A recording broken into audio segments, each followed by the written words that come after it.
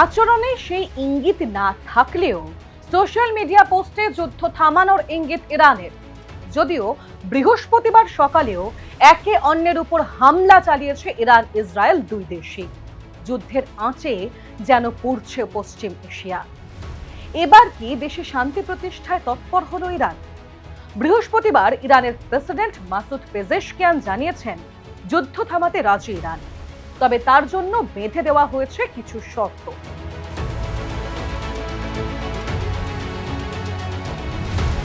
ইরানের president Masoud Pezeshkian যুদ্ধ থামাতে বেঁধে দেওয়া শর্তগুলি জানিয়েছেন সোশ্যাল মিডিয়া পোস্টেও। বেঁধে দেওয়া হয়েছে 3টি শর্ত। ইরানের প্রেসিডেন্ট জানিয়েছেন ওই শর্ত পূরণ হলেই আমেরিকা ও ইসরায়েলের সঙ্গে লড়াই থামাবে ইরান।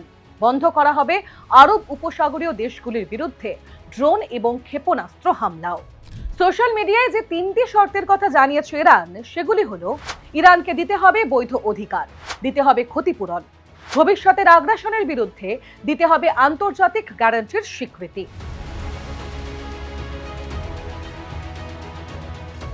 সূত্রের খবর, রাশিয়া ও পাকিস্তানের নেতাদের সঙ্গে কথা বলেই এই সব প্রতিশ্রুতিগুলি দেওয়া হয়েছে ইরানের তরফে। তবে ইরানের বৈধ অধিকার বলতে ঠিক কি বোঝাতে চেয়েছেন পেজেশকিয়ান তা এখনো স্পষ্ট নয়। আমেরিকা জানিয়েছে ইরানকে পুরোপুরি ধ্বংস করে দেওয়া হয়েছে, ইরানে আর আক্রমণ করার মতো কিছু বাকি নেই। কিন্তু প্রত্যাশিত শান্তি ফেরেনি। এবার কি থামবে যুদ্ধ? মানা হবে ইরানের বেঁধে দেওয়া শর্ত? ফিরবে শান্তি? প্রশ্ন থাকছে।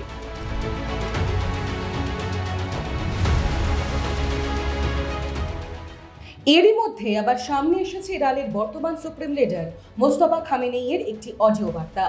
তেহরানের সরকারি টিভি চ্যানেলকে সেই বার্তা দিয়েছেন মোস্তফা। তেমনটা শোনা গেলেও দেখা যায়নি মোস্তফাকে। ক্ষমতায় মোস্তফা বসার পরে এখনো পর্যন্ত একবারও প্রকাশ্যে আসেননি মোস্তফা। নানা রহস্যের কথাও শোনা যাচ্ছে আন্তর্জাতিক মহলে। আমেরিকা ইসরায়েলের যে হামলায় প্রাণ হারিয়েছেন আয়াতুল্লাহ আলী খামেনেই, শোনা যাচ্ছে সেই হামলাতেই নাকি এক পা হারিয়েছেন মোজতবা খামেনেই। বর্তমানে তিনি নাকি আছেন কোমায়।